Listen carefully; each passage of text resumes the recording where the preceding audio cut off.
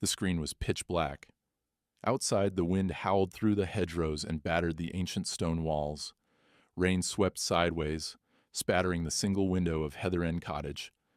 For a moment, there was only the sound of the storm. Then a calm, deep voice broke the silence. They say these old moors hold secrets. But the secret that came to my door one November morning was not a ghost. It was a cry for help. Dartmoor, they called it.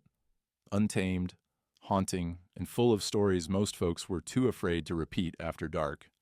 But Dr. Isobel Hayes was not most folks. She lived alone at the edge of the national park, tucked into the thatched cottage she'd retreated to a year ago. Far from the high stakes and harsher judgments of Newmarket's racing world, Heather End was a place of solitude, not of peace. She stood at her kitchen window, steaming mug of tea, warming her hands. Beyond the warped glass, fog rolled over the fields, softening the bramble and gorse. Her eyes lingered on the empty, shifting landscape, except it was never truly empty. Out there, nature kept its own wild counsel. Isabel's mornings were rituals. Boil water, set the tea, try not to think about the letters she refused to answer, or the thick file of newspaper clippings buried in her desk drawer. Once, her name was on the lips of every trainer from York to Ascot, the miracle vet. Now, the only animals she tended were the sheep that wandered past her fence. And even they seemed to sense she wanted to be left alone. A gust rattled the window. Isabel's gaze drifted to the muddy track outside. No one ever came up here, not unless they were lost. Or desperate. The silence pressed in, thick with memory. Her hands shook just a little as she set the mug down. She'd almost gotten used to the isolation, the constant drizzle, and the ache that bloomed in her chest whenever she thought about her old life. But something was different that morning. The mist, usually as soft as wool, seemed heavier, almost alive. Isobel wrapped a shawl around her shoulders and leaned closer to the glass, peering into the haze. That's when she saw it. A shadow, slow and strange, moving across the moor. It wasn't a rambler or a cow. Too small for a person, too awkward for a deer. The shape moved haltingly, step by step, vanishing into the folds of fog only to reappear again. Isabel's breath caught. Her heart began to hammer, not with fear, but with that old, sharp sense of possibility. She reached for the binoculars she kept by the back door, a habit she never fully shook after years of scanning racecourses and rescue yards. Through the lenses, the world sharpened. The figure grew clearer, resolving into a pony. No, a Dartmoor mare, smaller than the ones in the tourist brochures, caked in mud, her sides shuddering with effort. And on her back, Isobel lowered the binoculars, mouth falling open. No, it couldn't be. She pressed the glasses to her face again, adjusting focus. There was something draped over the mare's back. It shifted, almost sliding off. Isabel's stomach twisted. She hurried outside, boots sinking into the sodden turf. Rain stung her face, but she kept her eyes on the moving blur. She called out, not sure if she expected a response. "Hey there." Easy. Her voice sounded small, swallowed by the wind. Closer now, the sight became unmistakable. The mare's coat was rough, her mane tangled, eyes wild and rimmed with exhaustion. And slumped across her back, barely holding on, was a foal. Its legs dangled limp, head lolling with the mare's every trembling step. Isabel's mind raced. She took in the details with the quick, precise assessment that had once made her famous. Sunken flanks, nostrils flaring, the unnatural wet sheen at the foal's eyes. Not tears, but fluid, a sign of extreme pain and dehydration. The mare, she must have carried her baby miles in this weather. Why? What had driven them through the storm? She hesitated. For an instant, the past threatened to drag her under. A memory of bright lights, a surgical table, and the relentless beep of a heart monitor. Her throat closed. No, not again. I don't do this anymore. But the mare stumbled, dropping to her knees. The foal slid to the mud, hitting the ground with a sound that cut through Isabel's paralysis. The rain battered down, relentless. Isobel shook herself and ran, slipping and skidding, dropping beside the two shapes huddled in the grass. The mare snorted weakly, eyes rolling. The foal barely breathed, its sides moving in shallow, erratic bursts. Isobel's hands hovered, years of training screaming at her to check pulse, to clear airways, to do something. But another part of her whispered, "Walk away. Call the park rangers. Let someone else take responsibility this time." She looked into the mare's eyes and saw something she recognized. Terror and trust, tangled together. The animal didn't bolt or fight. She just stayed, trembling, as if hoping, no, begging for a miracle. Isobel's phone was heavy in her pocket. She pulled it out, thumb hovering over the emergency number for animal control. The foal's ear twitched. Its breath rattled in its chest. Isobel's jaw clenched. Not again. I can't. But the world had gone quiet, except for the rain and the faint, desperate sound of life slipping away. Isobel's hands moved on their own, her voice softer than the wind. Okay, sweetheart. I hear you. Let's get you inside." She scooped the foal into her arms, feeling how light it was. Bones and skin, and not much else. The mare staggered to her feet, swaying but stayed close, following every step as Isobel carried the foal up the path and into the glow of Heather Inn Cottage. As she closed the door behind them, the old ache in Isobel's heart shifted. For the first time in a year, she wasn't alone with her ghosts. Now, she was responsible for something fragile, desperate, and alive. And as the storm battered the moor outside, Isobel Hayes realized this was only the beginning. The cottage, usually silent except for the ticking of the old kitchen clock, filled with new sounds. Hoofbeats on the flagstone floor, sharp snorts, and the faint, wheezing breaths of the foal in Isobel's arms. Rain hammered the slate roof overhead as if the storm itself wanted in. The foal shivered, its coat soaked and matted, head limp against Isobel's chest. She knelt on a faded towel near the fireplace, setting the foal down as gently as she could. The little creature barely moved. Its eyes fluttered, dull and glazed, ribs visible beneath skin stretched thin by exhaustion and hunger. The mare, Rowan, Isobel would later name her, stood nearby, dripping water onto the rug, sides heaving with every breath. Mud and blood streaked her fetlocks. Isobel's hands worked automatically, checking the foal's gums, feeling its pulse. Thready, too fast. She whispered, "Come on, kid. Stay with me."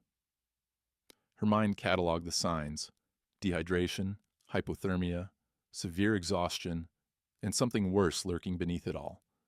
There was a smell, sharp and wrong, that told her infection was already taking hold.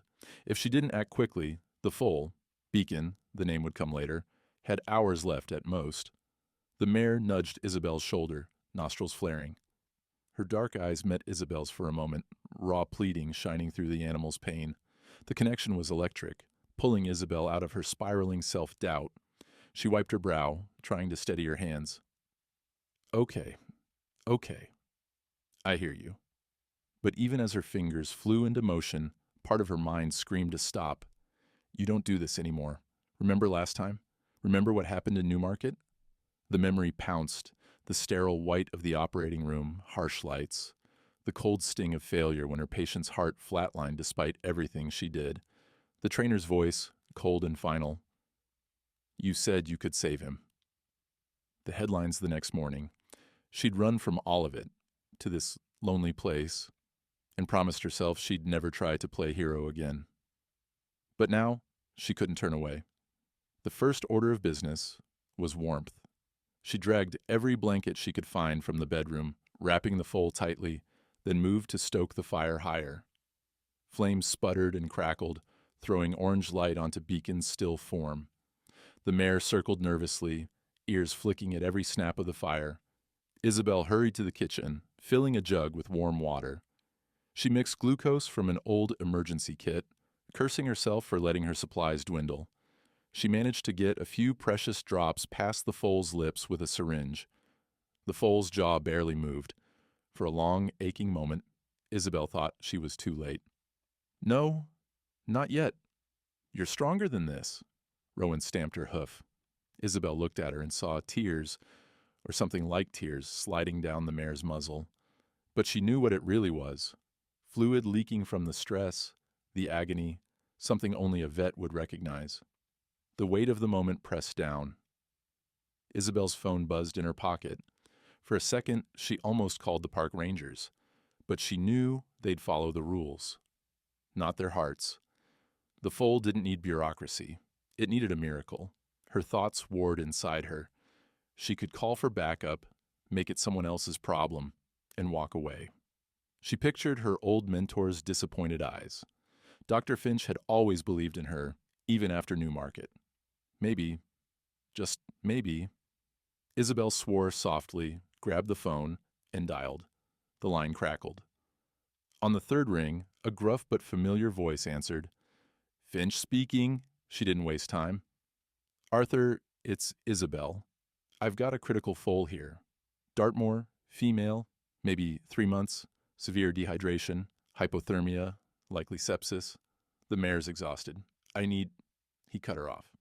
What's the heart rate? Foal's tachycardic, barely conscious. Gums pale, capillary refill over 3 seconds. Resps shallow. Temperature's low, maybe 95. Arthur's tone sharpened. All business now. Have you got fluids? Not enough. I need more. And antibiotics.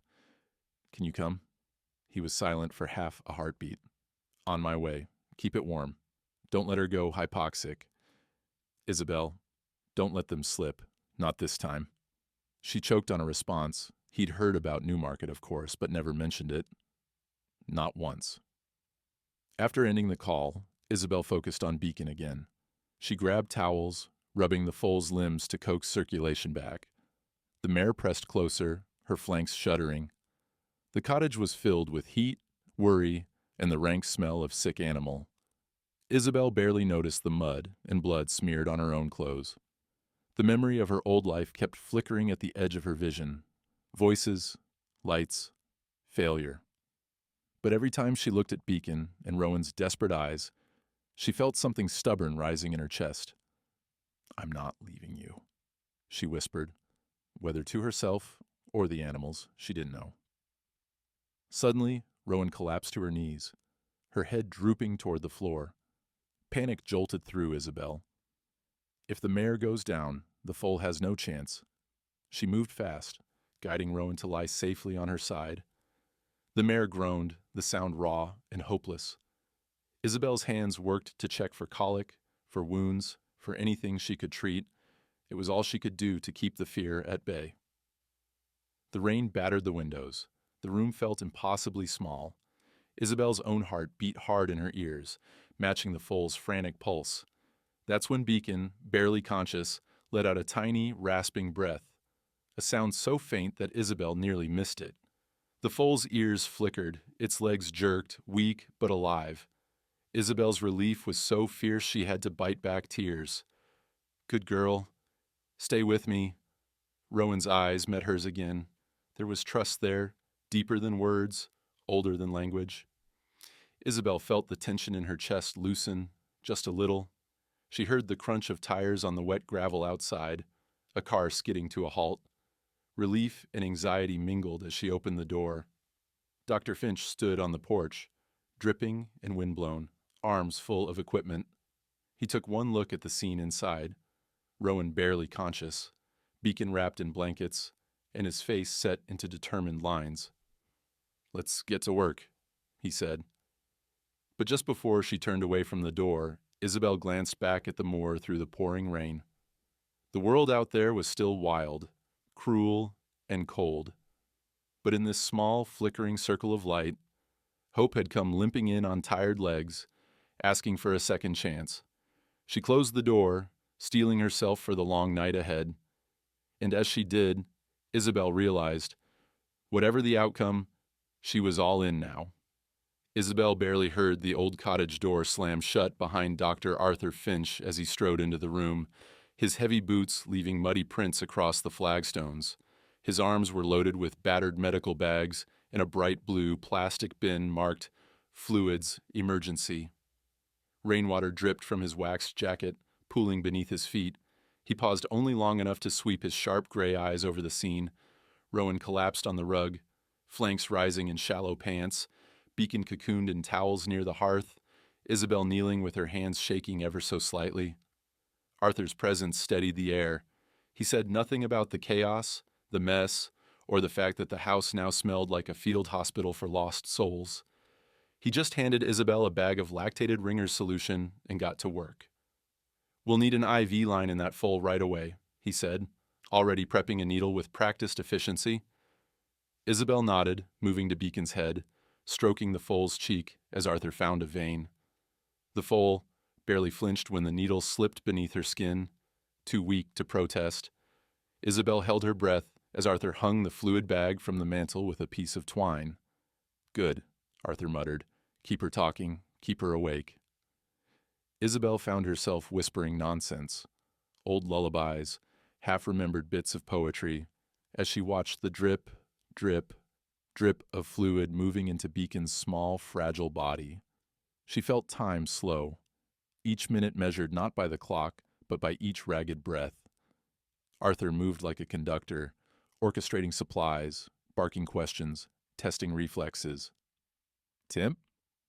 "Up 1/2 a degree since the fire was stoked," Isobel replied, glancing at the digital thermometer. "Still hypothermic, but it's better than before." Arthur's lips twitched, not quite a smile, but enough to show her that progress, however small, was still progress. "Good. I'll prep antibiotics. Keep massaging those limbs. We need circulation." Rowan, the mare, watched everything with fierce, desperate focus. She struggled once as if to stand, but Isobel placed a calming hand on her neck. "Easy, girl. You did your job. Let us do ours now." The storm raged outside. Lightning flickered through the small window, painting wild shadows on the walls. Every so often the foal would twitch, a spasm that sent panic through Isobel, until Arthur explained, "It's the infection, but it means her nerves are still firing." That's something. They worked for hours. The world outside disappeared, reduced to rain, wind, and the thumping pressure of survival. At one point, Isobel's phone buzzed with an email notification. Probably another job rejection, or a reminder about her overdue veterinary license renewal. But she ignored it. Focusing on Beacon and Rowan, her hands never still. Arthur's presence reminded her of her old life, when emergencies were just part of the job, when a team would form around a crisis and do what had to be done. For the first time in months, Isobel felt her confidence flicker back to life, fragile but real. Arthur, ever practical, kept up a steady stream of orders. "Have you checked her navel for infection? Run your hand along the spine. Yes, there. See that swelling? That's our main problem. The infection likely started there." Isobel did as told, her fingers gentle but thorough. "Should we attempt plasma?" she asked. Arthur grimaced. "Not unless you have donor blood. Right now, we stabilize. The rest we'll fight for tomorrow." Minutes blurred into hours. At some point, the foal's eyelids fluttered. Her tongue poked out to lap at the glucose Isobel offered, the movement weak but determined. Arthur let out a breath, relief showing in his eyes. "That's it, little one. Show us you want to live." Isobel felt the knot in her chest loosen, just a little. She allowed herself to hope. It wasn't just science keeping them moving. Something else filled the room, a stubborn refusal to let go, a sense that giving up on this fragile life would mean giving up on something inside themselves. Sometime after midnight, Beacon shuddered violently, kicking out her legs, nearly dislodging the IV. Isobel caught her, holding tight, whispering, "I'm here. I'm here. Easy, girl." Arthur quickly checked vitals, then nodded. "She's fighting the sepsis. That's what we want. The fever's spiking, but that's her body answering back." The storm began to ease, the rain growing softer against the windows. The fire burned low, casting gentle light over the exhausted trio, Isobel, Arthur, and the fiercely loyal Rowan, who still refused to leave her foal's side. Arthur glanced at Isobel, his face softer than she remembered. "You did right calling me. You did right not to walk away." Isabel's throat closed. She didn't know how to reply, so she just kept stroking Beacon's head, listening for every breath. Dawn crept slowly over the moor.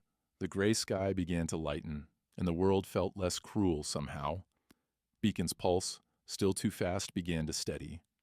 Her breaths, once shallow and erratic, now came in slow, regular rhythms. Arthur checked her temperature again and nodded. Fever's breaking. Now it's up to her. Isobel slumped back, exhaustion threatening to pull her under. She looked at Arthur, her old mentor, and managed a shaky smile. Thank you. For everything. Arthur packed up his bags, wiped sweat from his brow, and reached out to squeeze her shoulder. You saved her, Isobel. Not me. You. Before he left, he turned to Rowan and Beacon, now both resting together near the hearth. You're stronger than you think, Hayes. Let them remind you. When the door closed behind him, the cottage was quiet again. But now, the silence was different. Hope, fragile and flickering, had taken root. Isobel curled up on the rug beside the mare and her foal, too tired to move, too full of emotion to sleep. She thought of her old life, the failures and the headlines, and for the first time, they didn't hurt quite as much. Here, in this wild corner of Dartmoor, she'd found something worth fighting for again.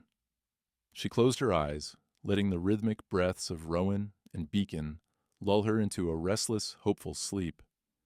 Outside, the moor was still, watchful, waiting. And in the small, cluttered cottage, 3 survivors clung to one another, daring to believe in miracles. When she finally drifted off, Isobel dreamed, not of surgical lights or angry trainers, but of open fields and running hooves, of freedom, of forgiveness.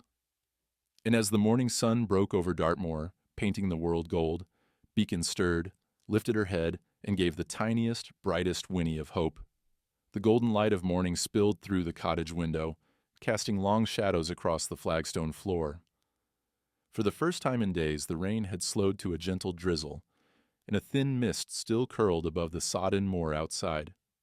Isobel awoke on the rug, stiff and aching, but the first thing she saw was Beacon, curled beside her mother, breathing steadily, eyelids fluttering with the deep, exhausted sleep of the saved. She let herself smile, just for a moment. She reached out and touched Rowan's neck, murmuring softly. The mare, usually wary, allowed the contact, only shifting enough to nuzzle Isobel's hair with a tired, grateful snort. In the quiet, Isobel listened to the crackle of the dying fire and the slow, steady beat of 3 hearts finding their rhythm together. She made tea, 2 cups because she was still used to Arthur's visits, though he'd left just before dawn, promising to return with more supplies. The kitchen felt different now, less like a fortress and more like the heart of something warm, hopeful, and alive. Isobel glanced at her phone, half expecting the world to have forgotten about her again, but found a text from Arthur. Hold steady. The hard part is never just medical. Before she could ponder his words, a sharp crunch of tires on gravel broke the peace. Isobel froze, her hand tightening on the mug. No one came up this road unless they meant business. She set the tea down and peeked through the rain-splattered glass. A car, a sleek silver machine that looked absurdly out of place on the muddy, rutted lane, pulled up in front of the cottage. Its polished chrome and tinted windows gleamed against the wild backdrop like a threat. The engine idled a moment, then the door opened and a man stepped out. He wore a tailored charcoal suit and an expensive wool coat, collar turned up against the wind. His hair, silver at the temples, was meticulously styled. He shut the car door with precise finality, took a measured look around, and strode toward the house with the assured, cold confidence of someone who always got what he wanted. Isobel's gut tightened. She stepped outside, keeping the door half closed behind her. "Can I help you?" The man didn't smile. His gaze flickered over her muddy boots, the hay stuck to her jeans, the open door behind her. His eyes, a sharp, pale blue, took in everything. "Dr. Hayes, I presume?" His voice was smooth, practiced, as if he was used to talking to rooms full of people who already agreed with him. "My name is Reginald Croft." Isobel recognized the name instantly. The rumors had reached her even at Heather End, a wealthy developer with ambitious plans for Dartmoor. "What do you want, Mr. Croft?" she said, trying to keep her tone calm.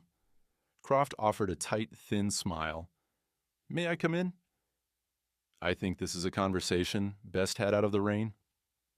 Isobel hesitated, but her upbringing, never rude to a guest, even an unwelcome one, kicked in. She stepped aside, letting him into the cottage. Croft paused in the doorway, brushing an invisible speck of dust from his sleeve, and surveyed the scene with clinical detachment. The living room, though tidied as best as possible, still bore signs of the emergency. The tangled blankets, medical bags stacked in a corner, the mare and foal curled together on the hearthrug. Croft's nostrils flared at the scent of animals and antiseptic. He turned to Isobel, his expression unreadable. "You've made quite the recovery ward here, Doctor. Most impressive." Isobel folded her arms. "If you're here about the horses, I'm reporting everything to the park authorities. There's no need." He cut her off with a dismissive wave. "Please, Doctor. I have no interest in bureaucracy. My concern is for the future of this land." He gestured vaguely out the window, as if Dartmoor were nothing more than a blueprint. "You may have heard, I represent a consortium that plans to develop a small, sustainable eco-retreat. High-end, discreet, but transformative for the local economy. Jobs, tourism, modern facilities. Surely you can see the benefit." Isobel bristled. "I've heard the talk. I've also heard what you plan to do to the ponies. Unmanaged populations, you called them in the papers." Croft's gaze hardened. "Let's be clear. These animals, charming as they are, have no place on improved land. They're a liability, unpredictable, unregulated, and frankly, an obstacle. My company intends to fence off a significant area to ensure the safety and cleanliness expected by our clientele. The park board agrees it's time for a new approach." Isobel felt anger bubble up. She moved to stand between Croft and the ponies, her voice shaking with effort. "These animals belong here. They're part of Dartmoor. They have a right to survive on their own land." Croft raised an eyebrow, unmoved. "I respect your sentiment, Dr. Hayes. I do, but sentiment rarely pays the bills or builds the future. I urge you to think about the long-term benefits for the community. Surely a woman of your intelligence sees the inevitability of progress."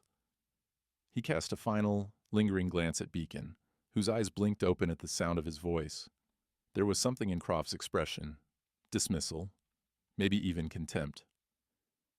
"A noble effort," he said quietly, "but I wouldn't grow too attached. Things will change here, Doctor, and when they do, I hope you'll choose to be on the right side." He turned on his heel and strode back out into the drizzle, never looking back. Isobel watched him go, fury twisting in her chest. For a moment, she saw herself reflected in the window glass, muddy, tired, defiant, but alive in a way she hadn't felt in years. She knelt beside Rowan and Beacon, letting the tension drain from her shoulders. Rowan pressed her head into Isobel's lap, sighing deeply. "You're safe for now," Isobel murmured, more to herself than the animals. "But this isn't over, not by a long shot." From outside, she heard the car's engine roar as Croft sped away down the lane, tires spitting mud onto the wild grass.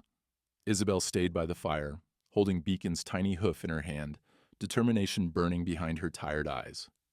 The shadow of progress had come to Heather End, but Isobel Hayes was no stranger to fighting shadows. The rain started up again that afternoon, this time heavier and colder, as if the moor itself had heard Croft's threats and was mourning. Isobel moved quietly through the cottage, checking Beacon's temperature, coaxing Rowan to sip warm water, sweeping away mud and tufts of hair from the night before. But even as she worked, her mind was elsewhere, calculating, worrying, turning over Croft's visit like a stone in her pocket. She couldn't shake the feeling that something had shifted. It wasn't just the threat to the ponies. It was the sense that her quiet, hard-won solitude was about to be trampled by forces she couldn't control. The knock at the door came just after lunch. 3 sharp raps, official, not neighborly. Isabel's heart skipped. She wiped her hands on her jeans and opened the door. Standing in the drizzle were 2 people, a woman in a forest green raincoat, clipboard in hand, and a tall, square-jawed police officer whose face she vaguely recognized from the village shop. "Dr. Hayes?" the woman asked briskly, flashing a laminated ID. "Clara Vance, National Park Authority. This is Sergeant Ben Carter, local law enforcement. May we come in?" Isobel stepped aside, wariness sharpening her voice. "What's this about?" Clara Vance didn't mince words. "We received a report this morning, a concern about the welfare of wild animals being kept inside a private residence. As you're probably aware, there are strict guidelines concerning the treatment and containment of Dartmoor ponies, especially given their protected status. Are you in possession of 2 such animals?" Isobel bristled. She glanced at Sergeant Carter, who was already scanning the room, eyes flicking from the medical supplies to the ponies huddled by the fire. "They weren't possessed," Isobel said, biting off the word. "They came here on their own, both injured and near death. I'm a veterinarian. I've only done what was necessary to save them. If I'd left them outside, they'd be dead." Clara nodded, her expression softening slightly. "I appreciate your expertise, Doctor, but there are legal channels to follow. Keeping wild animals, even for treatment, requires notification and sometimes a permit, depending on duration and risk to public safety. Your actions may have unintentionally breached several protocols." Ben Carter, solid and quiet, finally spoke. "We know you're new to the area, Dr. Hayes. Nobody's accusing you of malice. But this is a small community. Word travels fast. Folks worry about precedent. If everyone started taking in ponies, there'd be chaos." Isobel swallowed a retort. She understood the tightrope they all walked, balancing compassion with regulation, wildness with law. But the idea that bureaucracy could trump life twisted something inside her. Before she could reply, a third voice called from behind the officers. "She did the right thing." A woman, wind-blown and fierce-eyed, strode up the path, boots splashing through puddles. She carried a battered satchel and a look that said she wasn't here to make friends. "Megan Pritchard," she introduced herself, nodding to Isobel as if they were already allies. "My family's run sheep and ponies on this moor for generations. If it weren't for folks like her, half these animals would have died out during the bad winters. The law's supposed to protect tradition, not strangle it." Clara hesitated, glancing at her clipboard. "We're not here to start a war, Megan. But the situation's delicate. There's development pressure from several parties, and—" "Croft," Megan spat, cutting her off. "That man's been circling like a vulture since last spring. If he gets his way, this land will be nothing but golf courses and holiday cottages. The ponies, the right to graze, gone." Ben Carter cleared his throat, shifting uncomfortably. "Let's all take a breath. Dr. Hayes, you'll need to file a formal report with the park authority and keep these animals under observation until we can send a wildlife officer. No release, no relocation, not until we sort this." Isobel nodded, relief and dread tangled together. "Fine. I'll fill out whatever paperwork you need. But I won't turn them out into the cold while they're still sick." Clara offered a small, tired smile. "That's all we ask, Doctor. Thank you for your cooperation." The officials left as quickly as they'd come, muddy boots tracking water down the path. Isobel sagged against the doorframe, barely able to process what had just happened. Megan lingered, watching Isobel with a mixture of approval and scrutiny. "You handled that better than most newcomers would have," she said, setting down her satchel and pulling out a bundle of sweet hay. She knelt beside Rowan, offering the treat. "These ponies are more than livestock, you know. They're part of the moor, part of us." Isobel managed a weak smile. "Thank you, Megan.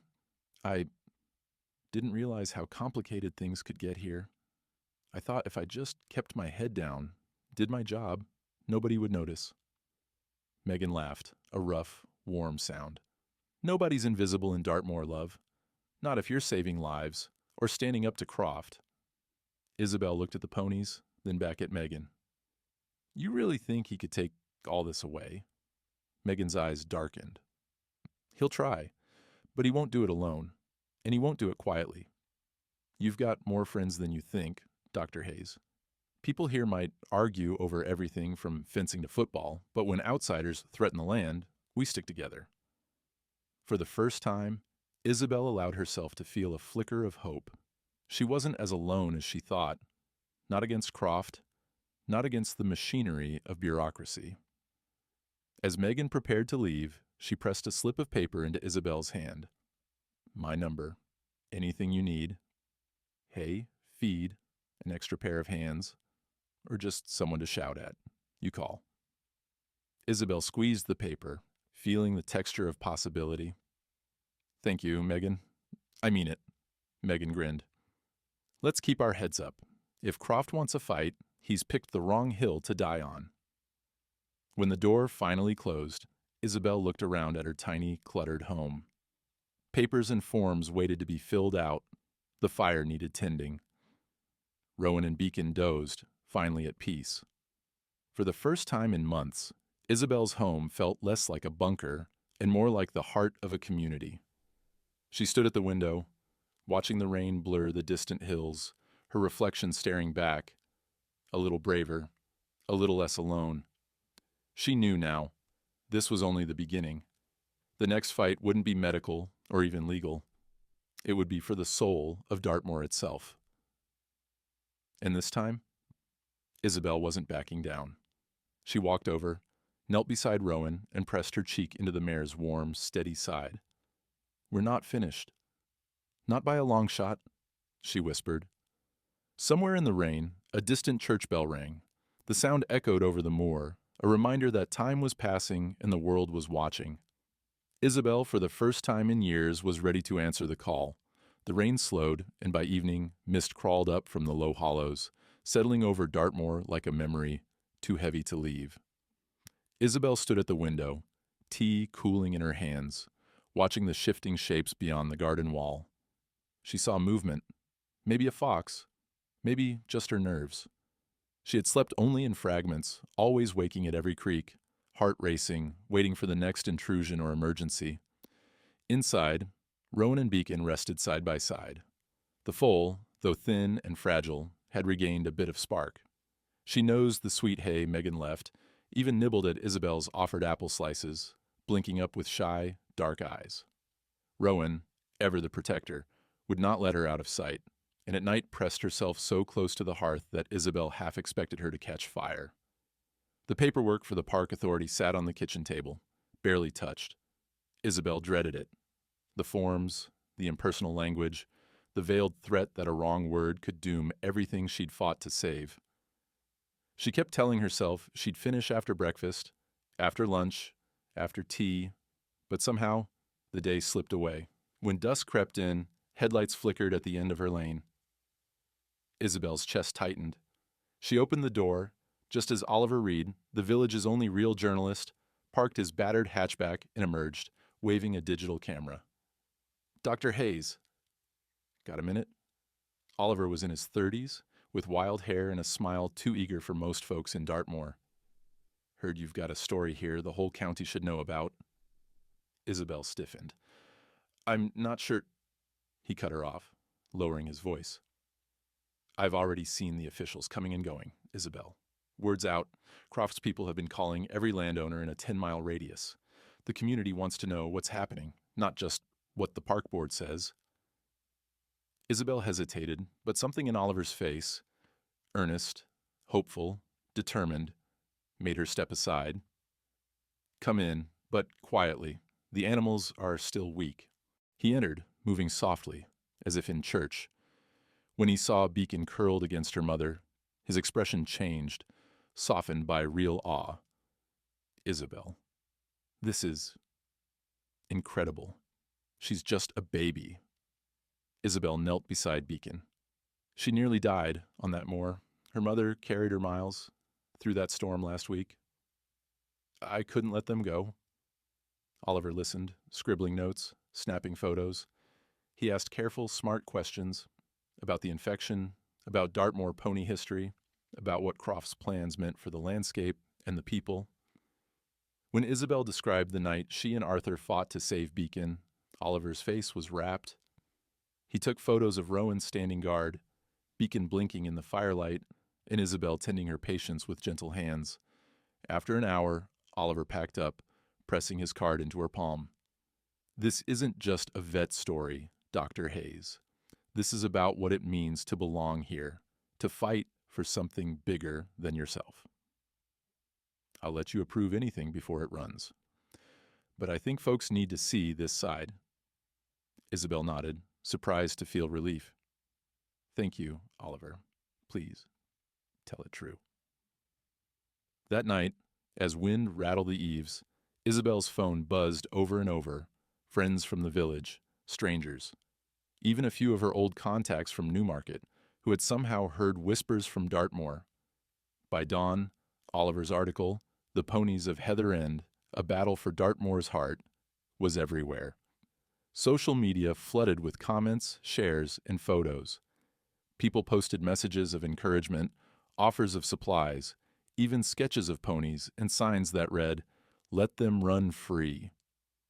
Isobel was stunned. She scrolled through dozens of supportive notes. "Stay strong, Dr. Hayes. The moor is with you," and blinked back tears she didn't know she'd been holding. But the truest surprise came not in pixels, but in flesh and bone. On the second morning after the article, a little crowd gathered at the gate. An old man in a raincoat holding out carrots. A mother and her children, arms full of hand-painted "Save Our Ponies" signs. A pair of hikers who simply tipped their hats and nodded. No one came for drama. No one banged on her door. They stood in the mist, quietly, reverently, laying offerings of apples and hay at the edge of the lane, waving if they caught her eye. Some snapped pictures, others simply watched the hills. For the first time in her exile, Isobel felt something shift. Heather End was no longer just her lonely hideaway. It was a place that mattered. The news, of course, traveled as fast as hope. Megan Pritchard showed up, windburned and laughing, with a battered thermos of tea. She surveyed the little crowd. "See? Told you. Dartmoor takes care of its own." Even Sergeant Carter returned, not as an enforcer, but as a neighbor, carrying a bag of carrots and a sheepish grin. "Not here officially," he said, "but figured the little one might need these." Isobel found herself inviting them in, pouring mugs of tea, laughing for the first time in ages. The kitchen filled with voices and warmth. Even Rowan, usually so wary, accepted pats and soft words from Megan's daughter. Later, as the crowd faded and dusk settled, Isobel watched the offerings pile up at the gate, flowers, cards, ribbons tied to the fence. She felt gratitude so fierce it made her breath catch. But hope, she knew, was only half the battle. The moor whispered its warnings. Croft was not defeated, only delayed. Rumors swirled of legal action, of the park authorities mounting pressure, of developers doubling down. That night, as she finished the last of the paperwork, Isobel stared at her own reflection in the dark window. Her eyes looked tired, but no longer empty. She remembered Arthur's words. The hardest part is never just medical. He was right. The battle for Beacon and Rowan was no longer just a fight for their lives. It was a fight for belonging, for tradition, for the right to stand your ground. She stepped outside, into the cold, where the voices of the moor curled around her, both warning and blessing. She looked up at the endless sky, felt the soft breath of ponies at her side, and for the first time since Newmarket, let herself believe that maybe, just maybe, she could win. The fragile hope blooming at Heather End was beautiful, but short-lived. 2 days after Oliver's article spread across the county, the air grew thick with tension again. It began not with a confrontation at Isobel's gate, but with an envelope, crisp, white, and heavy, slipped through her letterbox just after dawn.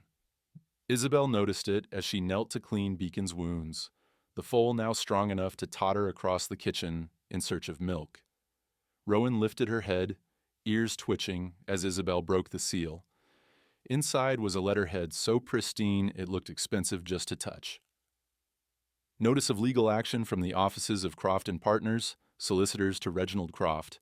The words tumbled out, formal and cold. You are hereby notified of ongoing and repeated violations. Complaints regarding animal welfare, biohazard risk, and public nuisance.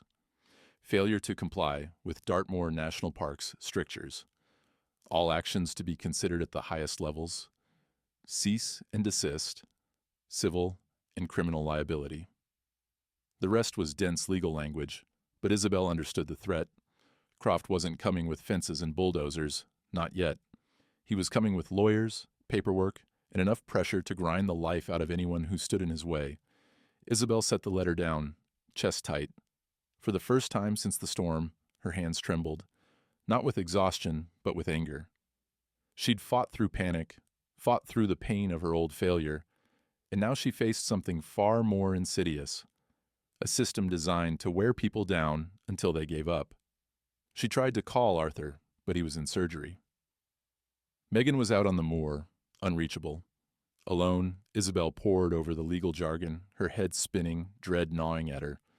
By midday, it started, a steady stream of official notices, queries, and veiled warnings from park authorities, animal welfare agencies, and even a few neighbors who had once waved at her from the lane, but now sounded nervous, apologetic, as they relayed Croft's complaints. Each email or phone call hammered home the message, you are outnumbered, outgunned, and out of time. Isobel made notes, stacked letters, and felt her world closing in. For the first time, she considered what it would mean to lose. What would happen to Beacon and Rowan? What would happen to the moor? Her thoughts spiraled. Would she be fined? Would they seize the animals? Would they force her out? Then, as evening set in, someone knocked at her door. Not an official, not a stranger, but Arthur Finch. His coat was soaked, his face drawn with worry, but when she let him in, he gave her a look that steadied her heart. Got your message, he said, scanning the pile of documents. He picked up Croft's letter, snorted, and shook his head. Classic. When brute force doesn't work, they try to drown you in paperwork and fear. Isobel's jaw clenched. It's working. I don't even know how to answer half of this. I'm a vet, not a lawyer. I can barely sleep. Arthur smiled, a real, reassuring smile. That's why you have friends. Let's get to work. They spread the documents out across the table. Arthur dialed a friend in the city, an animal welfare solicitor with a sharp tongue and a sharper mind, who promised to help. Document everything, she said through the phone. Get statements, take photos. You're not alone. By the time Megan arrived, windblown and fiery as ever, the kitchen had turned into a command center. She tossed her own pile of evidence onto the stack. Letters from other farmers, historic maps, proof that the ponies were not just feral, but part of a centuries-old ecosystem. If Croft thinks he can use the law to scare us, he's in for a fight, she declared, and Arthur grunted in agreement. The next few days became a blur. Isobel spent hours talking to neighbors, old Mrs. Tilling from the bakery, who remembered seeing wild ponies as a child, the O'Learys, who ran a nearby guest house and offered sworn statements that the animals caused no trouble. Even Sergeant Carter wrote an informal letter describing Isobel's diligence and the genuine care shown to the animals under her roof. Support poured in from unexpected corners. Farmers brought hay and oats, townspeople left baskets of food, and every time she logged online, there were dozens of new messages from strangers offering encouragement, advice, or stories of their own battles against powerful outsiders. But Croft did not let up. Each day, another letter arrived. One accused Isobel of violating health codes. Another claimed she endangered public safety by attracting crowds to her property. A third, clearly meant to frighten, cited obscure laws about land usage and historic rights of way, implying that Isobel's mere presence at Heather End was a legal gray area. She stayed strong during the day, holding court with Megan and Arthur, who were tireless in their support. At night, when the house was quiet, she sometimes lay awake, fear gnawing at her. It was during one of those sleepless nights that she heard voices outside. At first she thought she was dreaming, but the low murmur and soft glow of flashlights drew her to the window. Outside, a group of people had gathered, huddled under umbrellas, faces half lit by torchlight. At the front stood Megan, Arthur, and Oliver Reed, camera in hand, along with half a dozen neighbors. They held homemade signs. Save Dartmoor's ponies. Stand with Heather End, and No to Croft's land grab. Isobel stepped outside, rain beating on her skin. The group cheered, and Megan pressed a thermos of hot tea into her hands. We heard about the hearing, Oliver said. The planning board set a date. Croft's side gets their say, but so do you. We're not letting you walk into that alone. Arthur handed her a printout, a notice from the Planning Commission, stamped and official. The hearing would be public. The date, circled in red, loomed just a week away. Isobel blinked hard, overwhelmed, not by fear, but by gratitude. For the first time, the battle felt winnable. The moor had chosen its side. She lifted her mug, letting the steam warm her face, and looked around at her friends, old and new. The night was dark, the storm still threatened, but a wall had formed around her, built of kindness, grit, and something stronger than Croft's money, community. Beacon whinnied softly from inside. Rowan pressed her nose to Isabel's shoulder. We'll be ready, Isobel said, her voice sure for the first time in days. He's not just fighting me now. He's fighting all of us. As the group lingered in the rain, a sense of purpose blossomed. They talked late into the night, making lists, sharing stories, drawing plans for the coming hearing. When dawn broke over Dartmoor, the mist parted just enough for Isobel to see the rolling hills beyond her window, unchanged, eternal, waiting for her to make her stand. She knew now the real battle was just beginning. But she wasn't alone. Not anymore. The news spread across Dartmoor as quickly as the morning fog. There would be a public hearing, an official reckoning between Reginald Croft's polished ambition and the wild, stubborn heartbeat of the moor. Isobel barely slept that week, her days consumed by paperwork, calls, and the endless, anxious energy that came before any great storm. The date, circled in red on her calendar, glowed in her mind every time she closed her eyes. Beacon and Rowan, her quiet anchors, kept her grounded. The foal was stronger now, playful, a little defiant. She nipped at Isobel's coat and bucked around the kitchen while Rowan watched with patient pride. Their progress felt miraculous, a living reminder of what was at stake. The morning of the hearing dawned cold and gray. Isobel dressed in her best, dark jeans, clean boots, the soft blue sweater Arthur's wife had knitted for her years before. She pinned her hair back, packed a folder of evidence, and slipped a small photo of Beacon into her pocket. Outside, Arthur was waiting, his battered Land Rover idling in the lane. Megan arrived on horseback, a small contingent of villagers on foot and by car behind her, everyone solemn and determined. They traveled together toward the village hall, the sky heavy with clouds, the moor rolling endlessly on all sides. As they approached, Isabel's heart stuttered at the sight. Cars filled the lot, bicycles leaned against the wall, and people clustered in groups, clutching signs, thermoses, and children's hands. The press had come too. Oliver waved from behind his camera, already interviewing an elderly farmer with wild white hair and a Dartmoor accent as thick as the mist. Inside, the hall was transformed. On one side, Croft and his people, solicitors, consultants in crisp suits, and a handful of local supporters with stiff postures and tight smiles. Croft himself stood at the center, perfectly composed, his tailored suit immaculate even in the damp air. He glanced at Isobel and her friends with practiced indifference, eyes cold as a winter sky. On the other side, the villagers, farmers, hikers, children, even tourists who had fallen in love with the moor's wildness. Megan wore her oldest boots with pride, Arthur had his veterinary papers organized and ready, and Mrs. Tilling from the bakery passed out warm buns to nervous supporters. It felt less like a legal battle and more like a last stand, a family defending its home. At the front, the planning board, a row of men and women in sweaters and blazers, some with open notebooks, some with phones already recording. The chairwoman, Miss Harwood, banged her gavel. We are here to consider the proposal by Reginald Croft and Dartmoor Green Development to fence and develop a section of the moor for commercial purposes and to review related concerns about animal welfare and land use. Both sides will be heard. This is a public hearing. Please respect the process.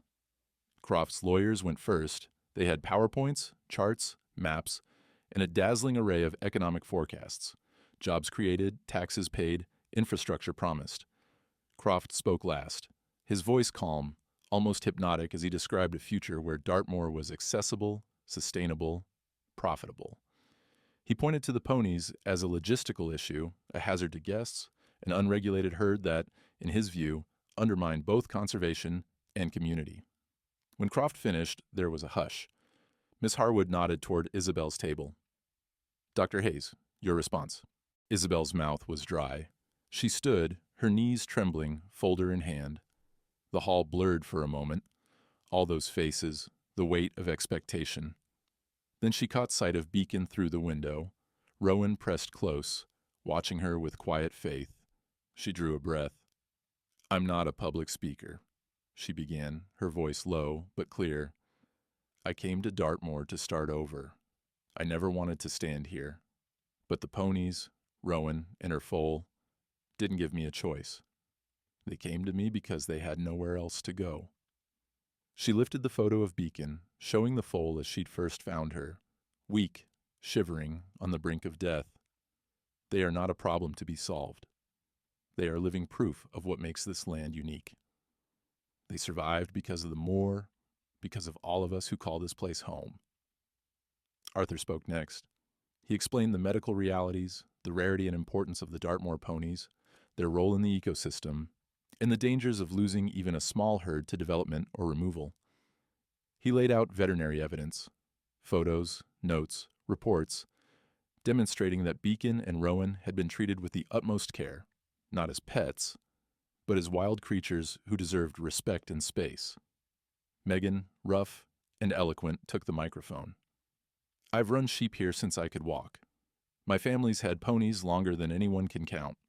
You fence this land, you kill what makes Dartmoor, Dartmoor. We're not just talking about animals. We're talking about our heritage, our lives. Oliver showed a slideshow, images from across the moor, villagers and visitors with ponies, children laughing, wildflowers blooming around their hooves, signs left at Isobel's gate. He read out statements from locals, tourists, conservationists, testaments of love for the land as it was, not as Croft wanted it to be. Then, unexpectedly, an old man stood. His name was Jack Lewin, a retired farmer, known for never speaking at meetings. His voice cracked but rang out in the hush. I remember my father telling me that the soul of a place is in what you cannot sell. You fence it, pave it, count it up on a balance sheet, and you've lost it forever. These ponies, they're the soul of Dartmoor. The room fell silent. Miss Harwood looked around, her expression grave. She thanked both sides, called a short recess, and the board members retreated to deliberate. Outside, rain misted the air, but the mood was electric. Villagers hugged each other, reporters jostled for quotes, and children darted around the car park, shrieking with excitement. Megan squeezed Isobel's shoulder, grinning. No matter what they decide, you did right by them, love. Isobel could only nod. She felt wrung out, hollowed by the effort, yet proud in a way she hadn't felt since before Newmarket. She watched Beacon nose through the fence at a group of children, who offered her an apple with awe. Inside, the board members returned, faces unreadable. The chairwoman cleared her throat. This has not been an easy decision. Both sides have made compelling arguments. But we must weigh not only the financial future of the area, but also its legacy and living heritage. A hush fell. Even Croft seemed to lean forward, tension in his jaw. After careful review, the proposal to fence and develop the specified area of the moor is hereby denied. There was a split second of silence, then an eruption of cheers, laughter, and even tears. Isobel hugged Arthur, Megan, and half a dozen others before she even realized she was moving. Croft's lawyers packed up in silence, Croft himself striding out stiffly, jaw set, eyes hard as flint. Miss Harwood's final words rang out. We urge all parties to continue working together to ensure the survival of Dartmoor's wild ponies and the community that protects them. As the hall emptied, Isobel found herself standing in the rain, arms wrapped around Beacon's neck, Rowan nuzzling her cheek. Around her, friends and strangers celebrated, the sky suddenly brighter. They had won for now. But Isobel knew the fight for the moor would never truly be over. Still, for the first time, she felt she belonged, not just to the land, but to the people who loved it as fiercely as she did. For a long moment, the village hall was suspended in a stunned, weightless silence. Then, as Miss Harwood's words sank in, it was as if the roof itself lifted. The entire room erupted in cheers, clapping, laughter, and tears. People surged forward, hands shaking Isobel's, clapping Arthur on the back, hugging Megan and each other. Oliver's camera flashed, catching faces shining with relief and joy. Even Sergeant Carter, who'd stood in the back trying to look official, wiped at his eyes before anyone could see. Isobel just stood there, breathless, her mind racing to catch up with her heart. It felt impossible. Against money, power, and years of tradition, the community had prevailed. She reached for Arthur, who hugged her fiercely. "You did it, kid," he said, voice rough. "You reminded everyone what matters." Megan elbowed her way through the crowd, grinning through happy tears. "Not just you, Isobel. All of us. But you brought us together. You gave us something to fight for." The villagers gathered outside as the gray clouds finally broke, letting pale sunlight pour onto the wet cobblestones. Even the air felt changed. Lighter, cleaner, as if the moor itself had let out a sigh of relief. Children chased each other across the green, waving their homemade Save Our Ponies banners like victory flags. Someone popped the cork on a bottle of cider. Arthur and Isobel were immediately handed mugs. Megan commandeered the church steps, launching into a half-serious, half-teasing speech about stubbornness and outsiders with hearts bigger than brains. But amid the celebration, Isobel's thoughts turned back to Rowan and Beacon. The win was for them, and for every wild, fragile thing still fighting for its place in the world. For the first time in weeks, she felt the weight of exhaustion. Every sleepless night, every argument, every moment of fear. She slipped away from the crowd, ducking around the side of the hall, and found herself standing in the quiet morning, rain-washed and new. A familiar whinny drifted over the hedge. Isobel turned to see Arthur waiting with his Land Rover, the trailer already hitched. Rowan and Beacon were inside, heads bobbing nervously, but eyes bright. "Ready to go?" Arthur asked softly. Isobel nodded. "It's time." They made the journey in silence, the roads winding through the heart of Dartmoor, past stone walls and ancient tors, under a sky shifting from storm to sunshine. Isobel watched the countryside blur past, thinking of the history beneath every patch of grass, every hidden hollow. She wondered how many other stories had been saved or lost on these wild fields. At a quiet, remote edge of the moor, far from the footpaths and tourist maps, they stopped. Megan met them there, already waiting with a new halter and a bundle of wildflowers. "Perfect spot," she said. "Plenty of water, shelter, and no fences except the ones nature put up." Together, they lowered the ramp.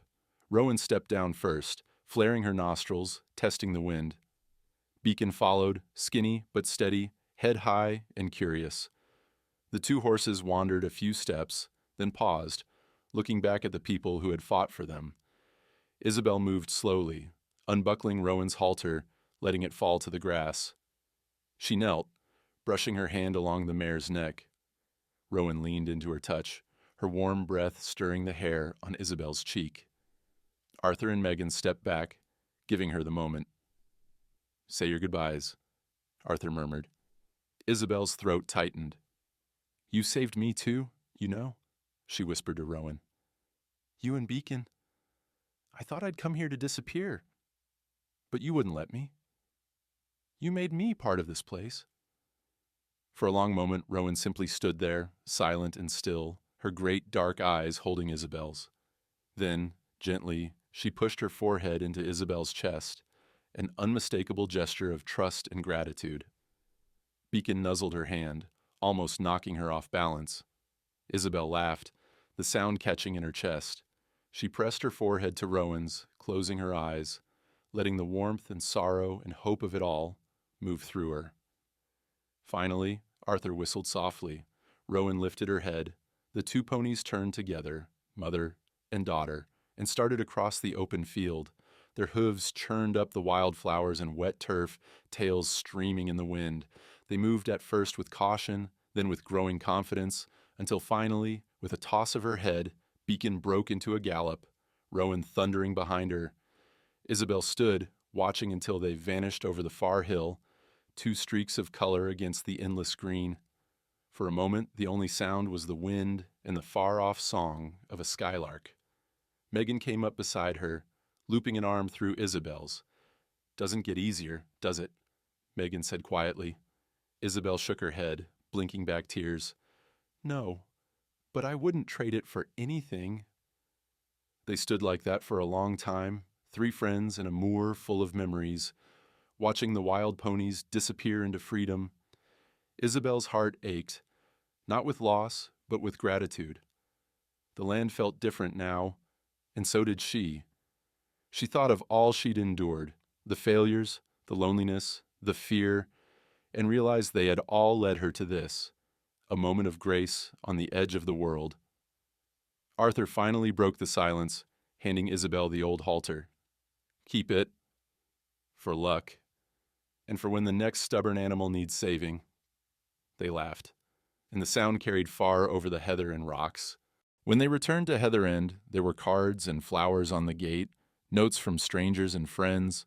Isobel read each one, heart swelling at the kindness, the unity, the way the battle for the ponies had brought them all together. She pinned some to her wall, tucked others in the drawer alongside the old newspaper clippings, no longer reminders of failure, but proof of what was possible when hope and courage met. That night, as the sun sank behind the hills, Isobel stepped outside. She could almost see Rowan and Beacon on the far horizon, wild and free beneath the endless sky. She closed her eyes, letting the moor's wind brush over her face, and for the first time since Newmarket, felt whole. She whispered, "Thank you." The land, the ponies, the people, they had all healed her as much as she had healed them. And in the hush of dusk, it seemed the moor whispered back. A few months passed, soft and slow as the spring mist that crept along Dartmoor's valleys each dawn. Winter faded, the heather bloomed again, and the scars of storms, on the land and in the people, began to heal. At Heather End, the air held a new note, not just survival, but hope, busy and humming and alive. Isobel Hayes had learned to live differently. The stillness that once felt like exile now felt like sanctuary. She woke early, walked the garden paths, and sometimes caught herself waiting for hoofbeats in the fog, a shadow at the window. More than once, her heart skipped at the sound of distant whinnying. Each time, she smiled, letting it be enough to know that Beacon and Rowan were somewhere out there, wild and free. But Heather End was no longer silent. Neighbors stopped by with baskets and news. Megan showed up with lambs in need of stitches, or her kids eager for stories. Arthur visited, bringing veterinary supplies and the latest gossip from the village. Even Sergeant Carter sometimes called ahead, needing help with a wayward sheep, or just an excuse for a mug of tea. Isobel noticed the changes inside herself most in the quiet moments, the absence of shame, the gentle hum of belonging, where guilt and regret used to live. She finished paperwork for the park authority with steady hands, posted it with a smile, and accepted their official certificate, recognizing her as a registered Dartmoor wildlife rehabilitator. She hung it above her old desk where her Newmarket degree sat gathering dust. One early morning, as the sun broke over the moor and scattered gold across the fields, Isobel pinned a hand-painted sign to her cottage door. It read, "Dartmoor Veterinary Clinic. Now open, the news traveled fast." On the first day, a nervous farm dog limped in with a torn pad, followed by a haughty barn cat with an abscess, and then a boy clutching a limp baby rabbit. Isobel welcomed them all, her movements calm and sure. She listened, explained, and mended, sometimes with medicine, sometimes with the kind of patience that only comes from having been broken and pieced back together. The villagers responded in kind. They brought bread, jam, and stories. They left notes in her mailbox, some asking for advice, some simply saying thank you. The kitchen filled with laughter and muddy boots. For the first time, Heather Inn became what it was meant to be, a place of gathering, of mending, of trust. In the evenings, when the wind was just right, Isobel sometimes walked to the edge of the moor. She stood in the golden light, eyes scanning the horizon. One evening, as the sky burned orange and purple, she saw them. Two ponies, silhouettes against the heather, mother and daughter side by side. Beacon, grown taller and stronger, cantered ahead, tail flying. Rowan followed, sure and proud. Isobel raised a hand in greeting. She stood perfectly still, willing them to come closer, but knowing, deep down, that she didn't need to touch them to feel the connection. Beacon paused, ears flicked forward, and Rowan turned her head as if in silent acknowledgement. Then, with a toss of their manes, they melted back into the wild, free and untamed as the land itself. That night, Isobel returned to her cottage, heart full and aching in the best possible way. She sat at her desk, opened a fresh notebook, and began to write. She wrote about the storm, the battle, the way the community rose up and held her when she could not stand alone. She wrote about hope, messy, stubborn, never guaranteed, but always worth fighting for. As she finished, she added a note to herself, one she wished she'd been able to read a year before. Sometimes, to heal yourself, you have to answer the call of another. Sometimes, to find your place, you have to fight for someone or something that can't fight for itself. Beacon and Rowan came to me so I could save them. But the truth is, they saved me. The next morning, as dawn colored the sky, Isobel found a letter on her doorstep. No name, just careful handwriting. Thank you, Dr. Hayes, for giving the moor back its heart. A grateful neighbor. She pressed the note to her chest, eyes stinging. Out on the horizon, she imagined the herd running. Beacon leading the charge, Rowan close behind. The world felt wide and possible again. Late that afternoon, Megan and Arthur joined her for tea in the garden. They sat in the fading light, sharing news, laughter, and a contented silence. Arthur raised his mug. To Dartmoor, he said quietly. Megan grinned. To wild ponies and stubborn friends. Isobel lifted her own mug, her smile brighter than it had been in years. To second chances, for all of us. They toasted, and the wind carried their voices out across the heather, over stone walls and ancient paths. Isobel looked out at the moor, alive with birds and wildflowers, and let herself believe, really believe, that this, at last, was home. As the sun dipped and the first stars appeared, Isobel walked to the top of the hill. She watched the shadows stretch and merge, felt the peace settle in her bones. Behind her, the lights of Heather Inn glowed warm and inviting.